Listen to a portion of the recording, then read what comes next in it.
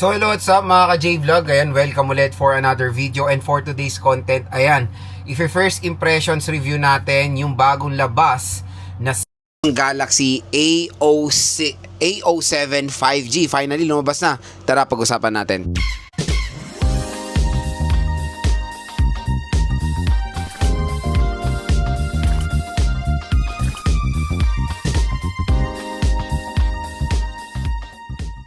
So yun mga ka-J-Vlog, finally lumabas na ang Samsung Galaxy A07 5G dito sa Philippines. So, yun nga, quick reminder lang na medyo mataas talagang SRP netong smartphone na to. Pero alam nyo naman ang Samsung mga idol, dito sa kanilang official store sa online, mura nyo lang po makukuha ang Samsung Galaxy A07 5G. Sa ngayon, ang SRP neto or the suggested retail price of the Samsung Galaxy A07 5G is nasa 10,000 pesos for the 4GB 128. Hello, 4GB na naman. I don't know sa Samsung kung kailan ba nila i-level up ang kanilang RAM when it comes sa kanilang murang 5G devices. Pero ganito ang track ng Samsung yan eh. Mahal nila ilalabas muna yan. So SRP and including sa online, I think sa online na makukuha nyo to ng 7,000 to 8,000 pesos ngayon. That is a 5G version. Pero mga J-Vlog, kung interested kayo, dito nyo bibilin sa ating View Products. Pag bibili nyo dito yung A07 5G, mura nyo lang siya makukuha. Kung itatrack nyo ang record ng Samsung, pababa po ang presyo nyan dito sa online. Again, sa online ha, kasi sa mall, hindi po nagbabago ang presyo nyan. So, 10,000 yan dito sa official store ni Samsung, super duper below SRP nyo lang siya makukuha. So again, that is the 4GB 128 at nag-iisa lang po ang variant nito. Wala pong mataas na RAM, wala pong mataas na storage. So syempre when it comes sa SRP niya is a big no-no or hindi talaga perfect fit.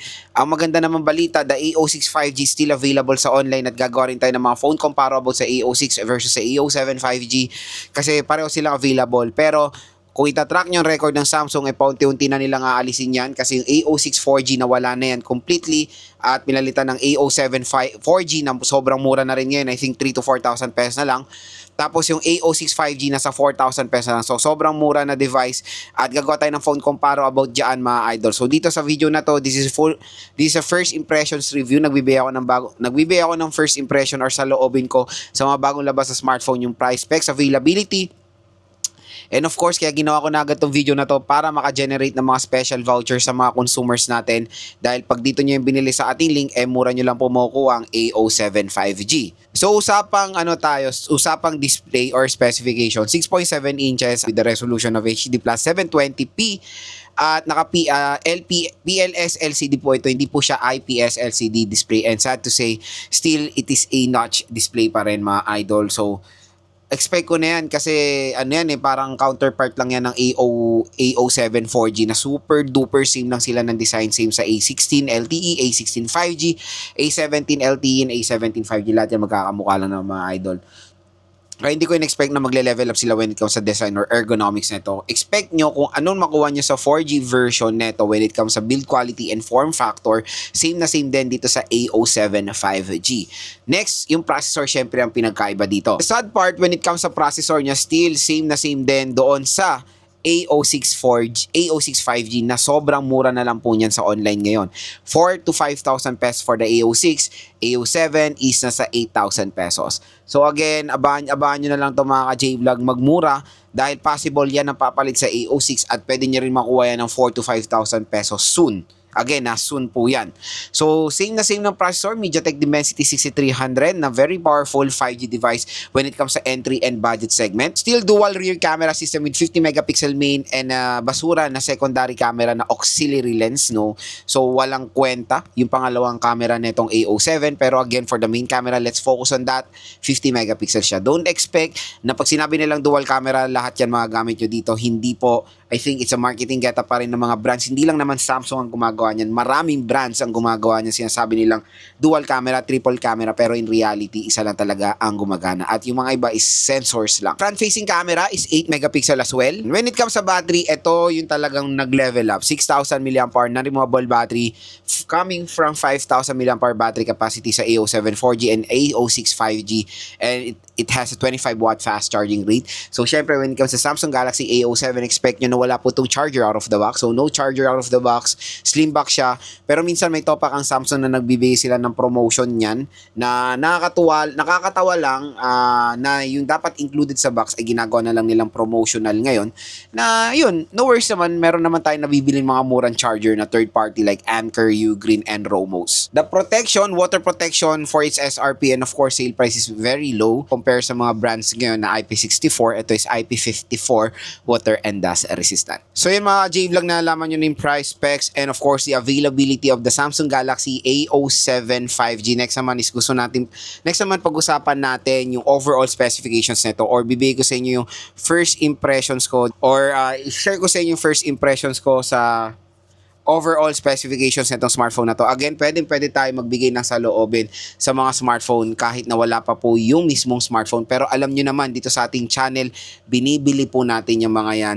Ginagawan ko na agad dahil since bago to, hindi ko naman siya makuha agad para ma-flex sa inyo. Gumagawa agad ako ng opinion para makatulong sa mga consumers natin na sabay kung bibili ng A07 5G, of course. So again, kung gusto nyo makuha itong smartphone na to ng sobrang mura, dito lang kayo bibili sa ating View Products. Aba, sobrang solid nyo lang makukuha itong A07 5G. At syempre, meron pong special duper voucher para sa inyo na naghihintay sa pagbili nyo ng A07 5G. So, unang-unang pag-usapan natin the display. Display quality and all same na same lang naman sa A07 4G, 6.7, notch display, PLS LCD, 120Hz screen refresh rate. So, again, wala namang pinagbago talaga when it comes sa display quality nito. And I think for the refresh rate lang, sa pagkakaalam ko, yes, yung A07 4G is 90Hz, ito is 120Hz. Yun lang naman isa nilang pinagkaiba. Pero comparing sa A06 5G, yun wala rin naman silang ganun pinagkaiba. Syempre, kung iano mo siya sa SRP niya, syempre sa big no-no, hindi po talaga perfect fit lahat ng karamihan ng specifications nitong A07 5G.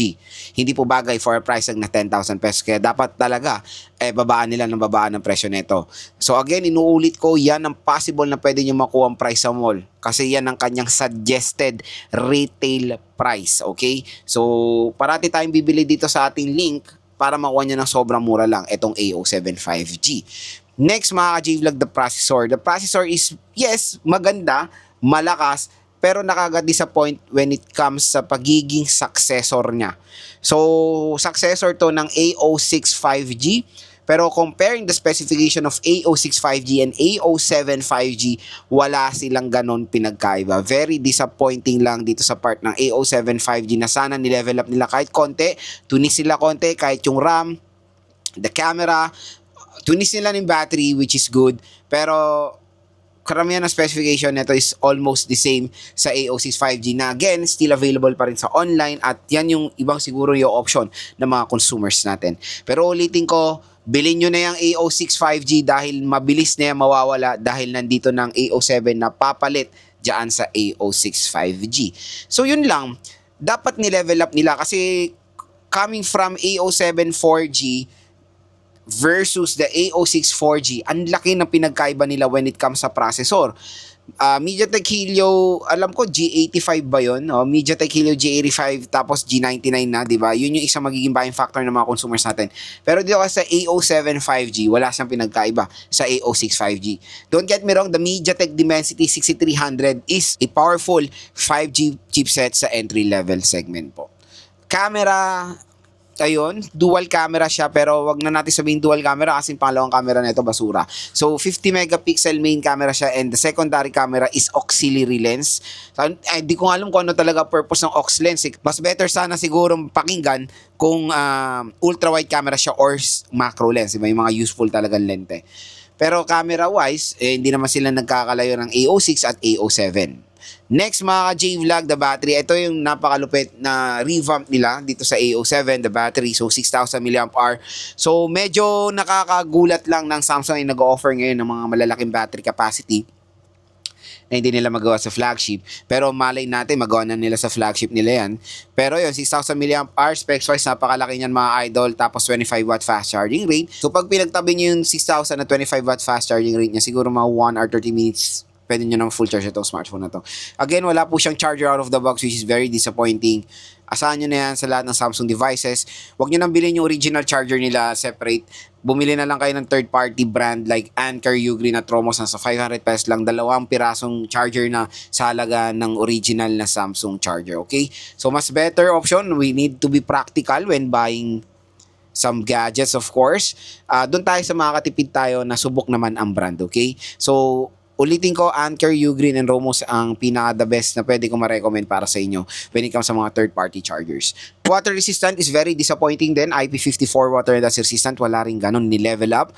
Dapat man lang ginawa nilang IP64 para makipagsabayan din sa mga entry or budget smartphones today. Pero again, still, meron siya water protection pero hindi siya ganun ka-solid or ganun ka-ganda. Mababa yan. Splash resistant na yan, sabihin na natin.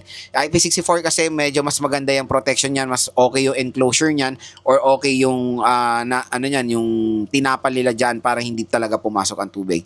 So yan mga J-Vlog, so far yung ating first impression sa A07 5G. To be honest, for me, na-disappoint ako sa specification sa mga offer neto. Ginawa ko tong video na to para rin sa mga consumers natin. Again, sa SRP niya, hindi po talaga perfect fit. Kung makuha nyo to, ulitin ko, mapanood nyo to ng late kasi minsan late na napapanood. Kung mapanood nyo to ng late at nakita nyo na dito nyo makikita yung mismong actual price niya dito sa link natin. Kung makuha nyo to ng 4 to 5,000 pesos, definitely okay na okay yung price niya for a 5G mobile device ngayon 2026. Napakamura, kaya hintayin nyo na lang kasi nasa nasa 7 to 8,000 pesos siya ngayong release date niya sa online. Makamalay natin ilang weeks lang, bumaba na rin presyo niyan. Parang yung A17 5G, A17 LTE, lahat po ang bababa na ng presyo niyan. Abang-abangan lang nyo lang kung again, magiging sulit siya. Kunin nyo siya pag nakuha nyo siya ng 4 to 5,000 pesos. Abangan nyo lang po yung full review, game test and unboxing natin sa A07 5G.